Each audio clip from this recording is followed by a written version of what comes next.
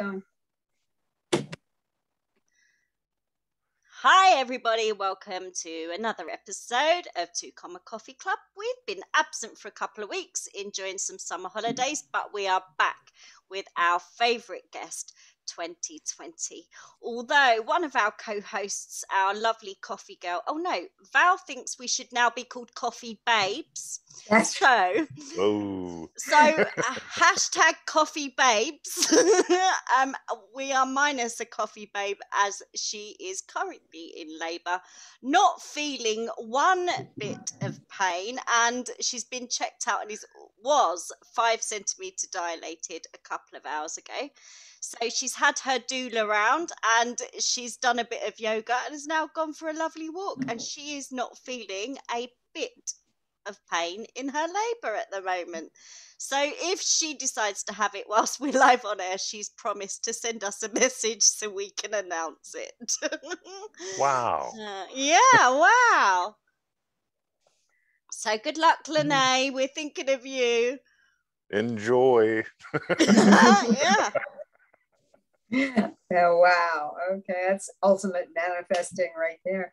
So we wanted to talk about, I had kind of one topic in mind that we can touch on briefly from something you had posted the other day, which was about how you can get stuck in orbit around something. I really loved the way you wrote that. You were going around orbit, kind of expecting like a big thing to happen out of something, as opposed to staying in your state. You know, the idea is that you're just kind of always orbiting around this thing.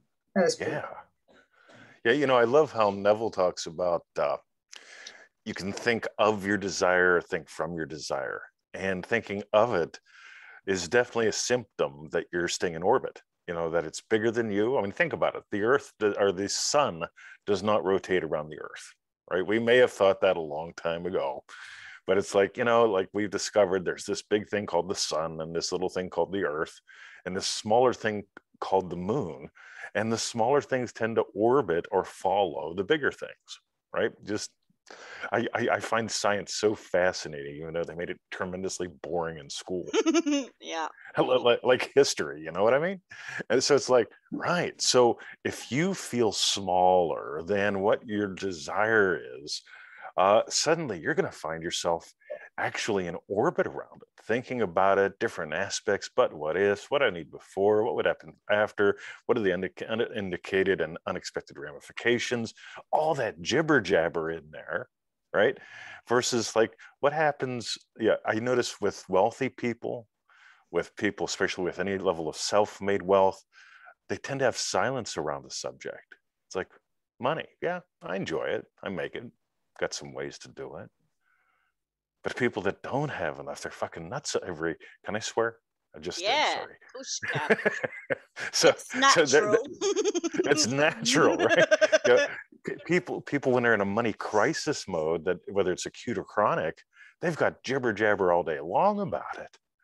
Versus like, yeah, okay, I thought about it, I'm done, right? Yeah, let's do it, let's not do it.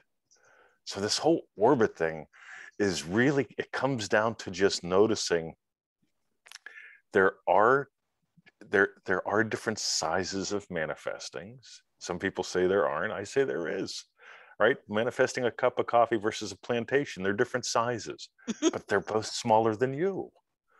That's the cool thing. Whenever you get, I'm bigger than all my dreams, desires, failures, frustrations, fears, aspirations, and combined, I'm bigger than all those. Now it's all in orbit around me. And now I draw it. What do they say? No one comes to me unless the Father draws him. I and the Father are one. There. Yeah,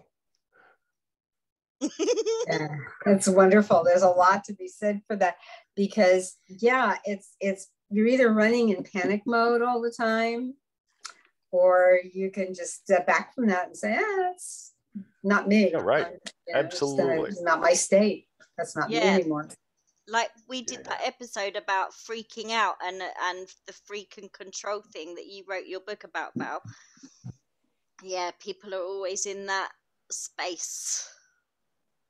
Yeah, exactly. And they're either, or you're scrambling sort of desperately to try and gain control over a situation, but that's not mastering the situation or your emotions or yourself. You're just trying to feel like if you're on top, then you kind of, then everything is okay. But that's a very weak structure to be sitting on the top of. It's just, thinking that if you get everything lined up just the way you like it, that's not it. That's not how it works. Yeah, exactly. It's the Leaning Tower of pizza. Yeah, a pizza. I like that. Pizza. We can have some pizza and make a tower out of it. Yeah. But yeah, no, it's but I get that. So that's true. So then you were talking about running a business. That was the other topic that kind of segues off of money. Is manifesting having a successful business. Yes, we have quite a lot of emails that people wish to discuss how to manifest a successful business. Now, when we're talking about that, we advise people straight away to join Make Mistakes, Make Money, Make a Difference. It's mad. I love the name of that group because it always upsets the fluff bunnies. Because they always go, make mistakes. Oh, no. I can't even think about a mistake, or we can't say that word because then I'll start making them. It's like, you know how many mistakes I make a day? I mean, like my toes should be permanently purple. You know what I mean? Like I'm always stubbing and slamming and like, wow, man, like bumping into shit physically, mentally, emotionally, business-wise. If I don't send out at least one email a week without some serious creative grammatical errors, I'm let down because it's just, the whole, if we end up trying to avoid mistakes, there's the other way we stay in orbit. Exactly. Instead of getting closer to or dancing with what your desire is, you're too it's like, scared. I'm going to stay on the sidelines and watch everyone else dance with my girl. It's yeah, like, too scared. You're too scared to find your feet. Yeah. That's right. Yeah. Let go and enjoy yourself. Like Gail, look at Gail. I love watching Gail Small. Shout Gail out Small, woman. She is just delightful, and it's funny because I always say, like in the Make Mistakes, Make Money, Make a Difference group, play and post about your play, because like there are nights where Victoria and I will sit down here and before we fire up the Netflix or whatever, it's like, check this out. And there'll be like one of you guys doing something or commenting or something that you shared in whatever the hell you're doing. And it's like, oh my God, this is so cool. It's like you guys are actually doing this, writing books, doing this show, so on and so forth, versus like, I've got two local buddies who've been talking about doing a podcast for 3 years. No. It's like, dudes, do it. Right? A podcast is easy. They don't got to see you. You go video, it's 100 times more complicated. But even that, I mean, look at us. Here we are. Here exactly. we are. And it's 9:45 here in the UK. You're in Australia. What time's it there? It is 6:44 a.m. Val, what time are you in America, in Florida? 4:45 p.m. You're 9:45 p.m. I'm 9:45 so there you go. p.m. That's what I mean. We're all on 3 different continents, and we're all just having a great time. I love technology for that. So do you guys want to know the number 1 and the number 2 secrets for business when it comes to this stuff? Absolutely. You bet. Okay, first, before we even get to them, a teaser. I love teasers. Oh, is there going to be an advert break? so many people want to imagine the business, and they go, I don't know what I want to do. And it's like, don't imagine what you do. Imagine what implies you do what you do. I imagine getting out of bed with enthusiasm. I mean, that just tells me something. It's like I got game going on, right? And once that happens, it's like, oh, that Neville Goddard stuff. Yeah. That's really what I want to share. And then that just flows into everything else. So it's like for me personally, that was my angle. But that whole thing of like, if you just imagine, what's it like to get out of bed looking forward to your quote unquote work day? This is part of my work day, you guys. Oh dear. Right? Like seriously. Hard work. Isn't this my coworkers suck. Like really? Yeah. On the other hand, so here are the two things. Ready? So first, imagine what implies your success, and that just being enthusiastic, not only to get out of bed, but to go to bed. It's like, I can't wait to go to bed with her and to wake up in the morning. It's like, oh my God. So the other things, ready? And you guys know this from Make Mistakes, Make Money, Make a Difference. The first one, skin in the game. You've got to have skin in the game. You got to have, if you're going to have a lemonade stand, it helps if you got a couple things like lemonades and a stand, right? If so many people, it's like, well, the stand still hasn't shown up. Well, you got some wooden nails, right? Get a hammer. Right. You will hit your thumb once or twice. No one will feel bad. Right? They'll go on, where's the lemonade, right? No big deal. No one will even notice you made a mistake. Yeah.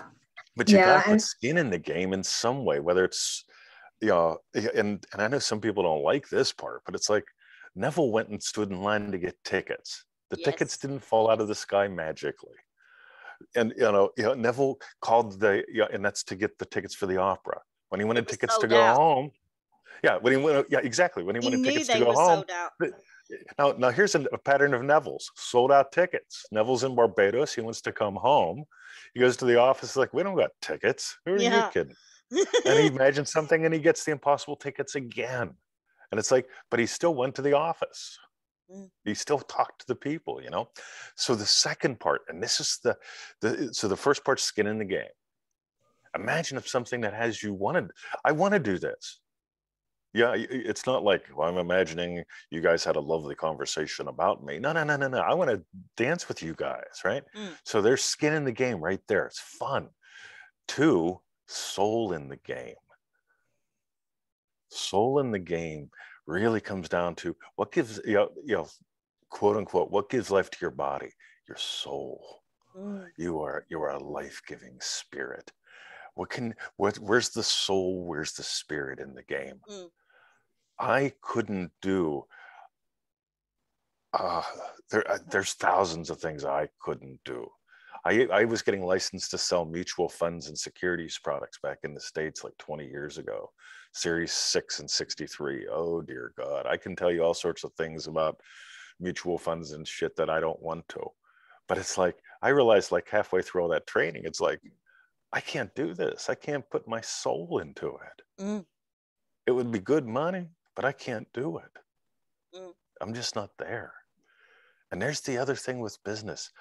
You don't ever try to figure out what you can put soul or spirit into. But you notice, you know what? I want to make a pizza for lunch. That's different than making spaghetti for lunch. When you notice what you hunger to do, it's like, yeah, I made this wicked chili the other day. I was at the shops and I wanted to make life easy for Victoria. And so I imagined Victoria's yum.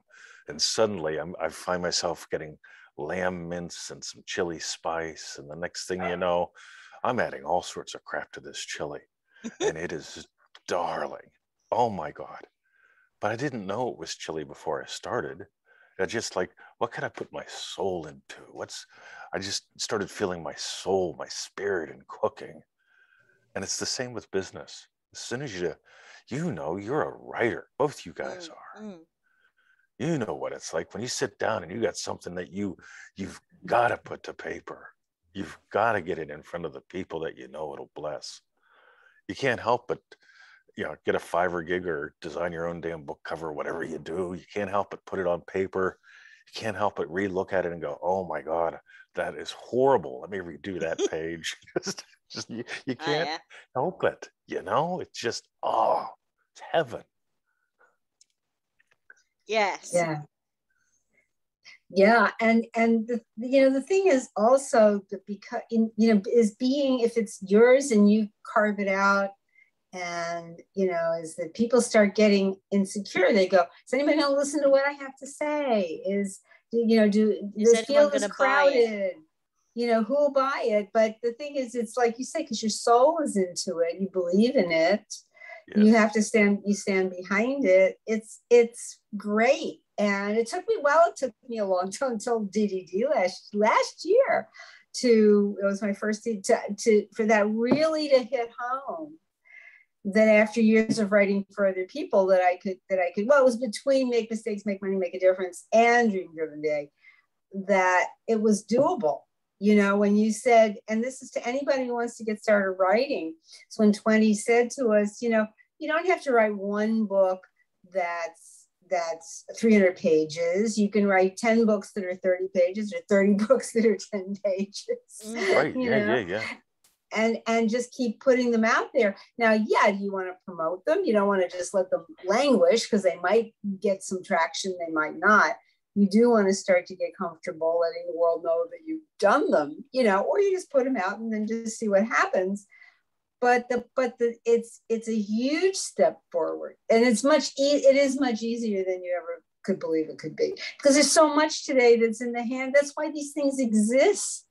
You know, is that it's the balance of power has shifted, right? 20 and Michelle, you know, it's much easier to put skin in the game because there's so many levels you can go into something where you don't even have to really put skin in the form of coin right away. You don't have to. You can do things in a lot of ways to get started online, not spend a lot of money. So you can, if anything, sometimes you have a level where it doesn't cost you anything.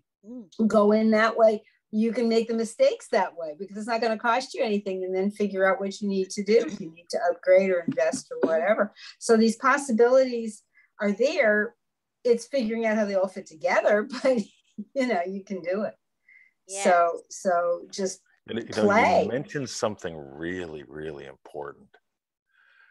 You can write one 300-page book, and so many people, they'll spend years doing that. One book. They'll write one book and they'll hermit up, and they won't really get to know their readers. They don't bother trying to understand who they're writing to or get to know them at all. And so they'll write their 300-page dissertation, and they'll be a one-trick pony. You know, I was the science fair kid when I was young. That was once a year. You had one chance for the volcano that you made to give you first prize. My buddy Rich, on the other hand, he was a track runner. Every week he had the opportunity to win. Every week. And if you put out 10 30-page books, people will look at you and go, this is not a one-trick pony.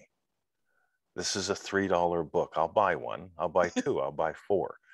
But as you write your 10 books, you write your first one and people write and they say, I'm confused about this.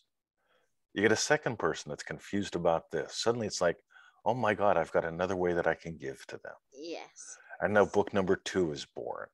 And then book number 3 comes out of the questions and the comments from books 1 and 2. And the next thing you know, you've got all these dance partners. You've got hundreds and thousands of people that have bought your cool shit. And it's like, yeah, I've contributed to all these lives in all these ways, versus I'm still working on the dissertation. I'm on page 289. It's only going to be $30. It's like, wow, man, just break it into 10 little projects. Just complete one thing. And there's that other thing, and you know how we nail this. You both have done triple D, rejection. Yes, rejection. You have to reject rejection. It's that whole, I got booted out of another I got invited to a Neville Goddard group. And then I went in and I was me. And I got kicked out like 2 weeks later, and it's like, score. It's like I am not upset. It's like, I'm gonna be me. You'll either love me or hate me or ignore me. I don't care. But the only way that I can give, just like you guys, the only way you can give is to be you. The world is starving for you. And there's the other thing. Don't make your business about the money. Don't make it about like, well, according to this demographic, something or another. The loogie showed up 2 years ago. Nobody saw it coming. Well, some people actually did, if you look at some of the studies out there, but the loogie came up 2 years ago. And it's like, no, like, you know, the Zoom, what we're on right now, their value went right through the roof.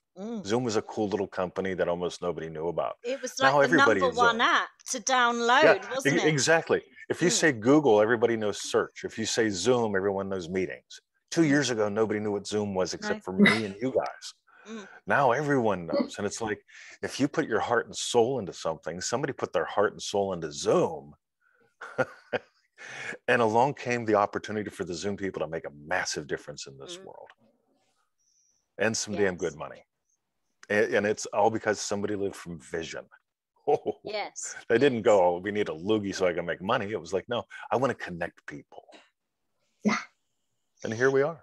Yeah. That's today, right. You know, today, a couple of days a week, I go in and I help elderly people in their homes. Today, I went and visited my lovely lady, Shirley.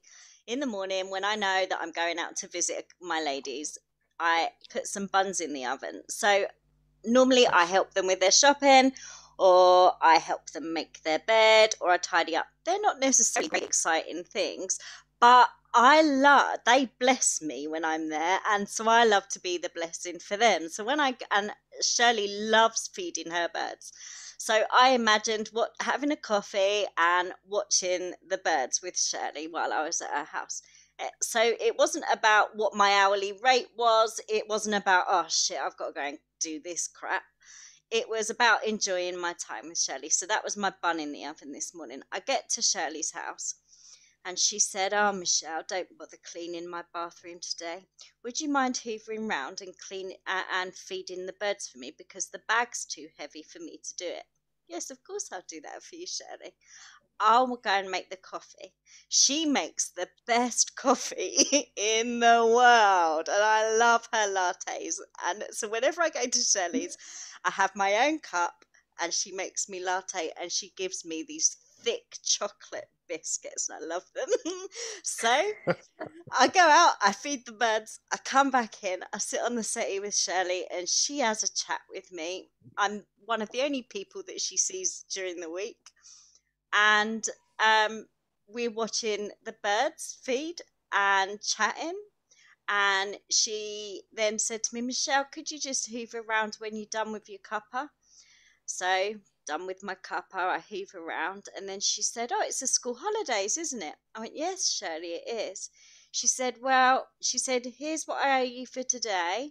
And here's another £40 to go and have a treat with the kids. Wow, lovely. So all I'd simply did was imagine having a really nice time doing whatever Shirley wanted and needed me to do, and her blessing me back. And she's a brilliant storyteller, and she used to be a teacher in Barbados. How interesting. Oh, wow. Yes. She's now retired, but her father used to travel for his work, and she ended up teaching in Barbados. Anyway, so I love having a coffee and a chinwag with old Shirley, but on top of that, I got paid. So for the time, I got paid not double in half my time, but triple in half my time. Yeah, nice. And all I did was hoover and feed the birds. That's it. And that's what it's about. Is I didn't make it about my income. I didn't make it about worrying whether or not whether I would clean well enough or anything like that. I just imagined sharing my time and enjoying being with Shirley. And that's what I think it's got to be about. People get too hepped up in an orbit about the worry of stuff, what their income's going to be, what this is going to be, when you just get past all of that. Because if you focus too much on that, then you have a worry, and you might put a number on it, or you might put things in that you don't need to put in. Just imagine enjoying your time. Do you know what a job is? In the old days, it's an acronym. In the old days, the blacksmith would get up and he'd go out to the blacksmith hut, and he'd work there all day pounding stuff and doing what blacksmiths do. And he'd come home at night, and the wife would say, how many jobs did you get today? And he'd tell her, oh, well, I got a big one. I made a sword. I had 10 small ones. I made some horseshoes.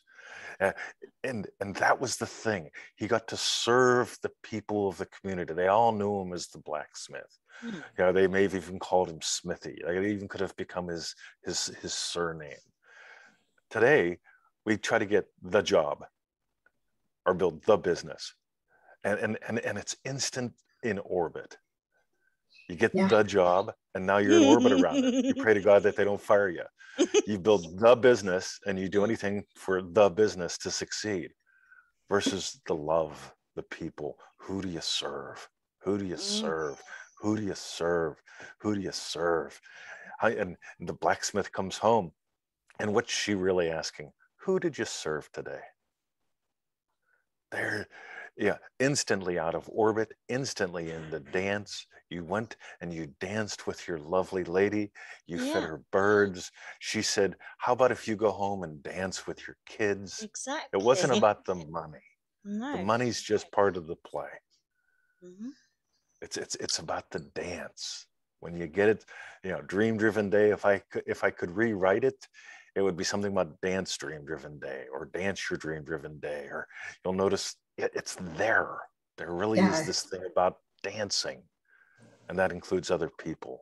And what a lovely story. Yeah, it was. The birds got danced with. Exactly. You got danced with. Your kids got danced with.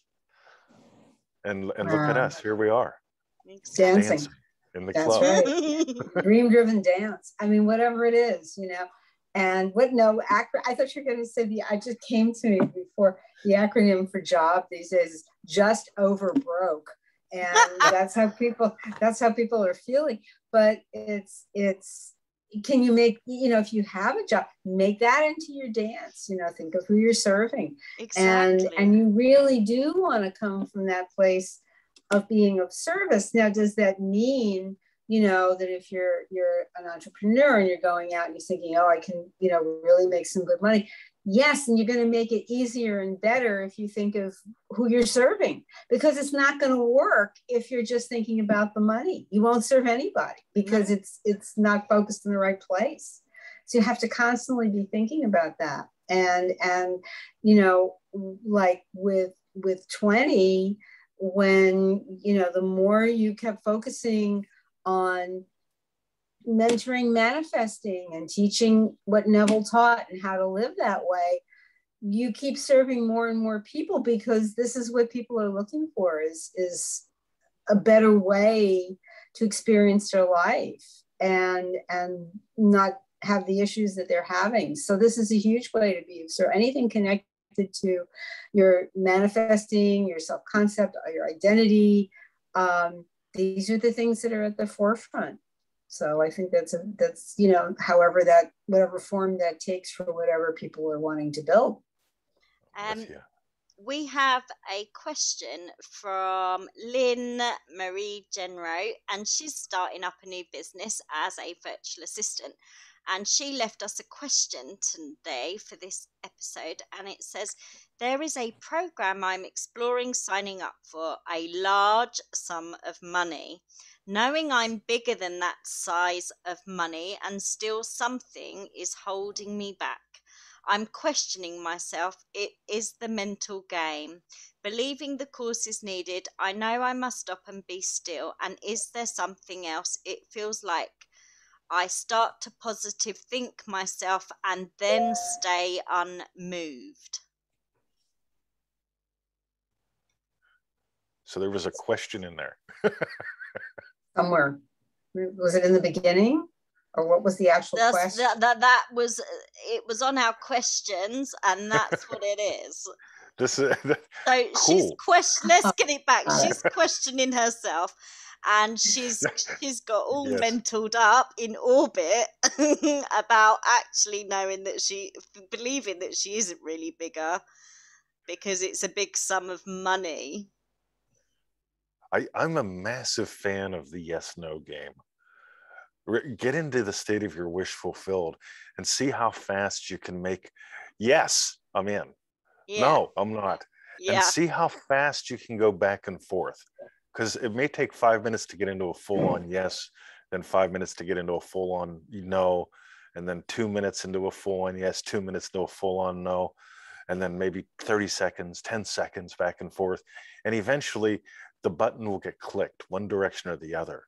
But it'll burn out the brain, because that rational brain mind thing just wants to, that's a lot of money. I'm in orbit on money. Do I need it? It could be something else. Is it a bridge? Is it not?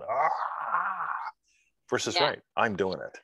There's no way I'm doing it. I'm doing it. I mean, you're just really nailing both of those to the point where it's like, wow, I've crossed the bridge. Yeah.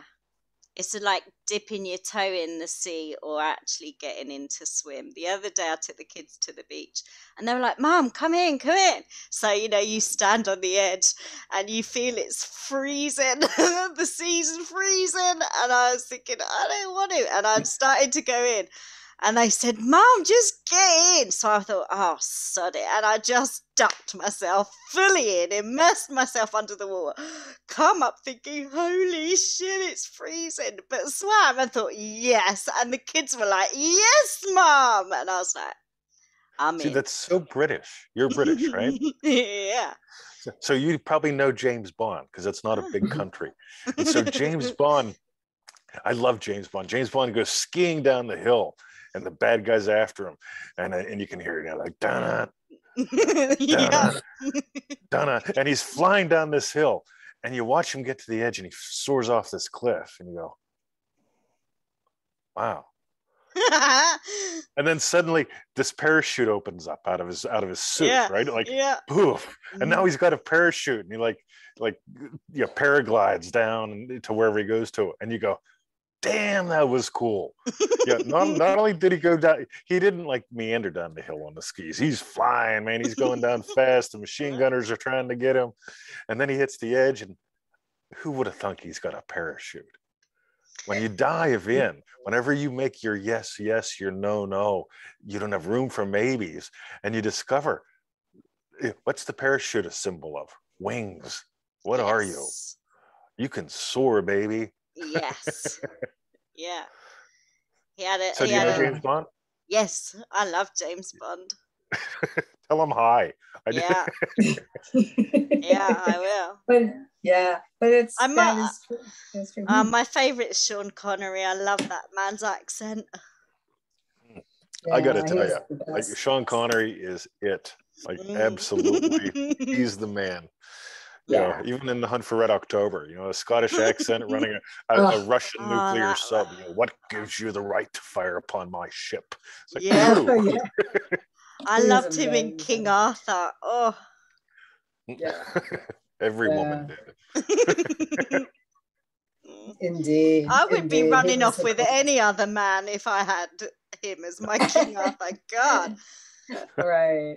Oh my God. I remember from way, way back. Oh my gosh. I think probably Bond was one of the first movies I went on a date, to see. It was a James Bond. It might have even been Goldfinger. I don't know. It was one of those. But so Miss great Money adventures. That's right. Damn, you're good at that. Yeah. But but it is that idea but you're right, that really fits into everything, is that you glide, it's like you think you're in a dangerous place, but your parachute comes out and you paraglide out. What a great metaphor that is for how you can experience life and situations. You're looking at that in the movies and as a special effect, and the stunt guy was so brilliant, and this was so brilliant, and timing was so incredible how they photographed it from the helicopter and whatever they did. But it is a great symbol of really of that side of us that is, when you talk about the wings, that is the side of us that's also not the human body side that's experiencing the trouble, but it's the side, it's the unseen reality, it's the operant power that lifts you out of what you think is your problem and your reality. That's all we got time for today, guys. Wow. We got a minute left. Fast. It was. Yeah. That's because we always have fun. Love you. Thank you, Twenty. Come back and visit us again. Yes. And we'll pick up the conversation. Do. And let's do it again and have fun next time. Oh yeah, all right.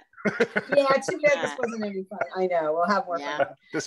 This was great. Thanks, guys. Thanks, guys. You. Love to Victoria.